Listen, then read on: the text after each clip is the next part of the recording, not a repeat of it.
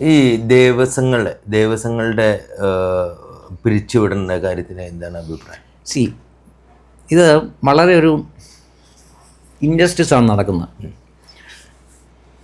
ക്രിസ്ത്യാനികളുടെ പള്ളി, മുസ്ലിങ്ങളുടെ പള്ളി, ഇതിനൊന്നും ആർക്കും യാതൊരു കൺട്രോളും ഇല്ല. ആർക്കും തൊടുകാൻ വേണ്ട.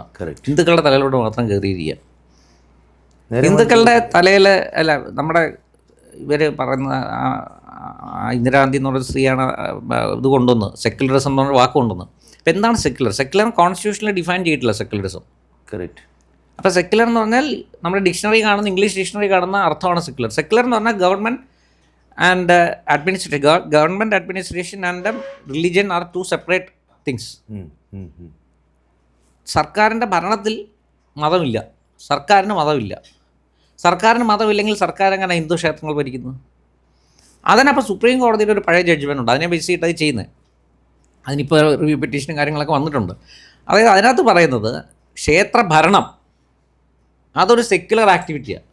അഡ്മിനിസ്ട്രേഷൻ, മനസ്സിലായില്ലേ? ക്ഷേത്രത്തിലെ ആചാരങ്ങൾ നടത്തുന്നത് റിലീജിയസും. അങ്ങനെ രണ്ടാക്കി ഒരു വിവരം കെട്ട ഒരു ജഡ്ജ്മെൻറ്റ്, സത്യം പറഞ്ഞാൽ ഒരു അബ്സല്യൂട്ട് അബ്സഡിറ്റി എന്ന് പറയാതിന്. അങ്ങനത്തെ ഒരു ജഡ്ജ്മെൻറ്റിനെ ബേസ് ചെയ്തിട്ടാണ് 63 കണ്ടോണെന്ന് തോന്നുന്നു, എനിക്ക് കറക്റ്റ് ഓർമ്മയില്ല, 63 തോന്നുന്നു. ആ ജഡ്ജ്മെൻറ്റിനെ ബേസ് ചെയ്തിട്ടാണ് ഇപ്പം അതിങ്ങനെ നിൽക്കുന്നത് ഇപ്പം. അപ്പോൾ അതൊന്നും മാറിക്കഴിഞ്ഞാൽ ഓട്ടോമാറ്റിക്കായിട്ട് അത് മാറിക്കിട്ടും. കാരണം വെച്ചാൽ ഇറ്റ്സ് നോട്ട് കറക്റ്റ്, അത് ഡിസ്ക്രിമിനേഷനാണ്. അല്ലെങ്കിൽ എല്ലാവരും ഭരിക്കട്ടെ, എല്ലാവരും ഭരിക്കട്ടെ. ഇത് ചുമ്മാ വെറുതെ ഒരുമാതിരി ശരിയല്ല.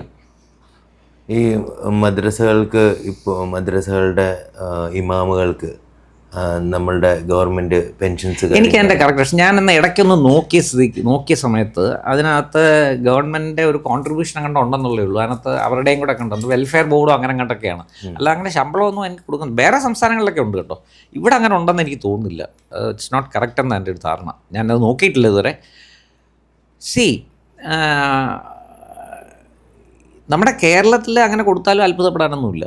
കാരണം ഇവിടെ ക്രിസ്ത്യാനി ഒച്ചത്തിൽ ഞാൻ ക്രിസ്ത്യാനിയാണ്, എൻ്റെ അവകാശങ്ങൾ എനിക്ക് വേണമെന്ന് പറയുന്നാൽ മതേതരമാണ്. മുസ്ലിങ്ങളും അത് തന്നെ പറഞ്ഞാൽ ഞങ്ങൾക്ക് റിസർവേഷൻ വേണം, മറ്റേത് വേണം, മറിച്ച് വേണം, ഞാൻ മുസ്ലിമാണ്, എൻ്റെ അവകാശമുണ്ട്, മൈനോറിറ്റിയാണ് എന്നൊക്കെ പറഞ്ഞാൽ അതൊക്കെ മതേതരമാണ്. ഹിന്ദു എന്നങ്ങോട്ടൊന്ന് വാക്ക് മിണ്ടിയാൽ അവൻ ചാണകമായി സംഖ്യയായി, പിന്നെ നമുക്ക് രക്ഷയില്ല, അങ്ങ് സ്റ്റാമ്പ് ചെയ്യുകയാണ്. മനസ്സിലായില്ലേ? ഇപ്പോൾ ആ ജയസൂര്യ അറിയാവുന്ന പോയി ഇവിടെ പോയി കുളിച്ചേ ഉള്ളൂ, മുങ്ങിയിട്ടു, അയാളെ സംഖ്യയാക്കി കഴിഞ്ഞു. അതൊരു ഇവിടുത്തെ ഈ പറഞ്ഞാൽ ജിഹാദിസമാണ് എൻ്റെ ബേസിക്. ജിഹാദിയും കമ്മ്യൂണിസം കൂടെ മിക്സ് ചെയ്തിട്ടുള്ളൊരു വല്ലാത്തൊരു ഡെഡ്ലി കോമ്പിനേഷനാണ്. കാരണം കമ്മ്യൂണിസം എന്ന് പറഞ്ഞാൽ തന്നെ രാജ്യവിരുദ്ധമാണ്, ഹിന്ദു വിരുദ്ധരാണ്. കാരണം അവർ നല്ലൊരു കേരളത്തിൽ കമ്മ്യൂണിസം വന്നാണ് ഹിന്ദുവിൻ്റെ ഏറ്റവും വലിയ അപജയം. കാരണം കമ്മ്യൂണിസം വന്നു കഴിഞ്ഞപ്പോഴത്തേക്ക് കേരളത്തിൽ അവർ ഹിന്ദുവിനല്ല വേറെ ആരെയും തൊട്ടിട്ടില്ല. അവരെ ഹിന്ദുവിൻ്റെ എല്ലാ കാര്യത്തിലും ഇടപെട്ട അനാചാരമാണ്, ദുരാചാരമാണ്, അന്ധവിശ്വാസമാണ്, മറ്റേതാ മറിച്ചത് മാങ്ങത്തൊലി എന്നെല്ലാം പറഞ്ഞ് ഒരു ക്ഷേത്രം നശിച്ചാൽ അത്രയും അന്ധവിശ്വാസം നശിക്കുന്നൊക്കെ പറഞ്ഞ് നടന്നിട്ട് മേത്തൻ്റെയോ ക്രിസ്ത്യാനിയുടെ കാര്യത്തിൽ ഒരു അക്ഷരം വേണ്ടിയിട്ടില്ല ഇന്നത്തെ വരെ. അവസാനം നമ്മുടെ ശബരിമലയ്ക്ക് പോലും കയറി ഇടപെട്ട് അവസാനം ഷർട്ടിൻ്റെ കാര്യത്തില്ല. അമ്പലത്തിൽ എന്ത് കയറണത് പിണറായി വിജയനാണ് തീരുമാനിക്കുന്നത്. മനസ്സിലായില്ലേ? അത് അയാളുടെ വീട്ടിലെ ക്ലിഫ് ഹൗസിലെ പൂജാമുറി മതി. കാരണം അവിടെ പൂജ നടക്കുന്നുണ്ട് എല്ലാ ദിവസവും. അളിയൊക്കെ വെറുതെ നടക്കുന്നുണ്ടെങ്കിലും അവിടെ ഞാൻ മനസ്സിലാക്കിയിടത്തോളം കാലം അവിടെ കിടാവിളക്കുണ്ട്, പിന്നെ നെയ്ത്തേങ്ങ കത്തിക്കുന്നുണ്ട്. മനസ്സിലായില്ലേ? അത് എള്ളും അരിയും വെച്ച് ഇതിനകത്ത് കത്തിക്കുന്നുണ്ട്.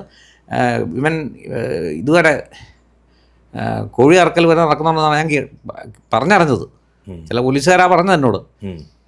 അപ്പോൾ അയാളുടെ സ്ഥലത്ത് ആരൊക്കെ കയറണം, എങ്ങനെയൊക്കെ കയറണം എന്നുള്ള അയാൾ തീരുമാനിച്ചത്. അമ്പലം നമ്മുടെ ഹിന്ദുവിൻ്റെ അമ്പലത്തിൻ്റെ കാര്യം നമ്മുടെ ഹിന്ദുക്കൾ തീരുമാനിച്ചോളാം. ഇളയ കൂട്ടിലൊക്കെ അവിടെ ഹിന്ദുക്കളുടെ ആവശ്യമില്ല. ഈ വഖഫ് ബോർഡിൻ്റെ തീരുമാനങ്ങൾ, അതായത് വഖഫ് ബോർഡിന് ഇപ്പോൾ എതിരായിട്ട് കുറേ സംഭവങ്ങളും വരുന്നുണ്ടല്ലോ. അവർക്ക് ഏത് ലാൻഡ് വേണമെങ്കിൽ എക്വയർ ചെയ്യാം, അതിനെതിരായിട്ടും ഇപ്പോൾ നമ്മുടെ കേന്ദ്ര ഗവൺമെൻറ് മൂവ് ചെയ്യുന്നുണ്ട്. അതിനെക്കുറിച്ച് എന്താ പറയുക? ഞാൻ മനസ്സിലാക്കിയിടത്തോളം, ഞാൻ ആ അമെൻമെൻറ്റ് മുഴുവൻ വായിച്ചിട്ടില്ല, പക്ഷേ ഞാൻ മനസ്സിലാക്കിയിടത്തോളം ഈ അമെൻമെൻറ്റ് കൊണ്ട് പ്രത്യേകിച്ച് വലിയ പ്രയോജനം ഉണ്ടെന്ന് എനിക്ക് തോന്നുന്നില്ല. കാരണം ഇതിൻ്റെ ബേസിക് പ്രശ്നം എന്താണ്? ഇപ്പം നമ്മുടെ ഇന്ത്യൻ നിയമം അനുസരിച്ച് ഞാൻ രാവിലെ വന്നിട്ട് പറഞ്ഞു അങ്ങയുടെ വസ്തു എൻ്റെയാണ് എന്ന് പറയുന്നു. അങ്ങയുടെ പേര് സൂര്യയുടെ വീട്ടിൽ വന്നിട്ട് ഞാൻ പറഞ്ഞു ഈ വസ്തു എൻ്റെയാണ് എന്ന് ഞാൻ പറഞ്ഞാൽ, ഇപ്പോഴത്തെ നമ്മുടെ നാട്ടിൽ നിലനിൽക്കുന്ന നിയമം അനുസരിച്ച് ആ എനിക്ക് അവകാശം, അങ്ങയുടെ വസ്തുവിൻ്റെ മേലിൽ അവകാശം ഉണ്ടെന്ന് ഞാനാണ് കോടതിയിൽ പോയി പ്രൂവ് ചെയ്യേണ്ടത്. അതെ. അല്ല അങ്ങേ എനിക്ക് കഴുത്തിന് പിടിച്ച് പുറത്താക്കാൻ പറ്റില്ല. ഇല്ല. അങ്ങ് പറ്റില്ല, എൻ്റെ അങ്ങ് പറഞ്ഞാൽ അതവിടെ തീർന്നു. പിന്നെ ഗുണ്ടായസേ ഉള്ളൂ അപ്പുറത്തേക്ക്. അല്ലെങ്കിൽ ന്യായമായി ചെയ്യേണ്ടത് എന്തോ, അങ്ങ് കോടതിയിൽ പോന്നു, ഇതെൻ്റെ വസ്തുവാണെന്ന് പറഞ്ഞ് കേസ് കൊടുക്കുന്നു, അങ്ങ് തെളിയിക്കണം അങ്ങയുടെ വസ്തുവാണെന്ന്. എന്നാൽ വഖഫ് നിയമത്തിൽ അങ്ങനല്ല. വഖഫുകാരൻ എന്ന് പറയുന്നത് നിങ്ങളുടെ സൂര്യയുടെ വസ്തു എൻ്റെ വഖഫിൻ്റെ ആണ്, വഖഫ് പ്രോപ്പർട്ടിയാണെന്ന് പറഞ്ഞാൽ അങ്ങ് കോടതിയിൽ പോയി വഖഫിൻ്റെ എല്ലാം തെളിയിക്കണം. ഞാൻ പറയാൻ മനസ്സിലായി, ഇത്ര അബ്സർഡ് നിയമമാണത്. നമ്മുടെ നാട്ടിലെ നിയമവ്യവസ്ഥയ്ക്ക് എതിരാണ്. അതിന് പ്രത്യേകിച്ച് മാറ്റമൊന്നും ഉണ്ടായിട്ടില്ല. അതിനകത്ത് ഈ വഖഫ് ബോർഡിൽ ഒരു ഹിന്ദുവിനെ കയറ്റിയിരുന്നിട്ട് എന്ത് കാര്യം? അപ്പോൾ ഈ ചിലർ ചോദിക്കുന്നത് ഈ വഖഫ് ബോർഡിൽ ഹിന്ദുവിനെ അല്ലെങ്കിൽ അമുസ്ലിങ്ങളെ കയറ്റുന്നത് പിന്നെ മറ്റേ ഡിസ്ക്രിമിനേഷനാണ്, അത് എതിരാണ്. കാരണം ദേവസ്വം ബോർഡിൽ എന്തുകൊണ്ട് മുസ്ലിങ്ങളെ കയറ്റുന്നില്ല അല്ലെങ്കിൽ ക്രിസ്ത്യാനികളെ കയറ്റുന്നില്ല? അത് വിവരക്കേടാണ്. കാരണം വഖഫ് ബോർഡ് എന്ന് പറഞ്ഞാൽ ഒരു റിലീജിയസ് എൻറ്റൈറ്റി അല്ല, ഒരു പ്രോപ്പർട്ടി കാര്യങ്ങൾ ഡീൽ ചെയ്യുന്നതാണ്.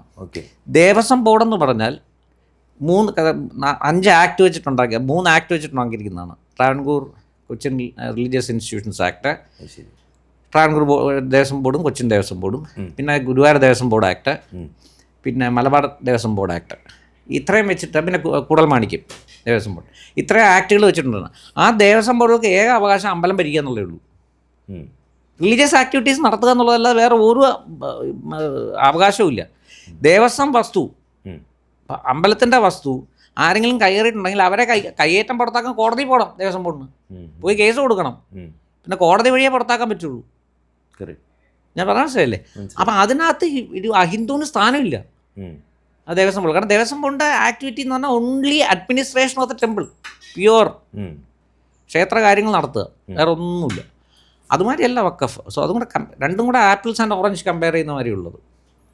അപ്പോൾ ഇത്രയും നേരം ഞങ്ങൾക്ക് വേണ്ടി സ്പെൻഡ് ചെയ്തതിൽ ഒരുപാട് വളരെ സന്തോഷം. രാവിലെ കോടതിയിലോട്ട് കയറണം, അതുകൊണ്ടാണ്.